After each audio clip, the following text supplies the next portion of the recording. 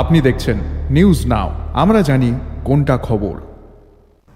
প্রধানমন্ত্রীর ডাকে সাড়া দিয়ে টিবি মুক্ত ভারত গড়ার লক্ষ্যে পশ্চিম ত্রিপুরা জেলা প্রশাসনের উদ্যোগে এক গুরুত্বপূর্ণ বৈঠকের আয়োজন করা হয়। বুধবার পশ্চিম ত্রিপুরা জেলা কার্যালয়ের কনফারেন্স হলে অনুষ্ঠিত এই বৈঠকে সভাপতিত্ব করেন পশ্চিম ত্রিপুরা জেলা শাসক। টিবি মুক্ত জেলা গঠনের লক্ষ্যে গ্রহণযোগ্য কর্মপন্থা, জনসচেতনতা বৃদ্ধি এবং গ্রামীণ স্তরে কার্যকর বাস্তবায়নের উপর গুরুত্ব দেওয়া হয় আলোচনায়। শিশু ও যুব সমাজকে ইতিবাচক কর্মকাণ্ডের দিকে উৎসাহিত করতে এবং সামাজিক মূল্যবোধ গড়ে তুলতে টিবি মুক্ত পরিবেশ গঠনের উদ্যোগ গুরুত্বপূর্ণ ভূমিকা নেবে। এই লক্ষ্যে প্রশাসন ও জনপ্রতিনিধিদের সমন্বিতভাবে কাজ করার আহ্বান জানানো হয় বলে উল্লেখ করেন তিনি।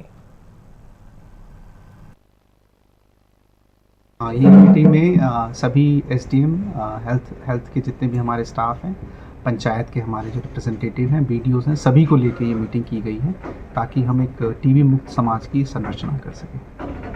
আক্রান্ত হয়েছে, তো টিবি রোগে আক্রান্ত হলে অনেকে ভাবে যে একটা আমিও যদি যাই সেখানে তাহলে আমারও টিবি হয়ে যাবে।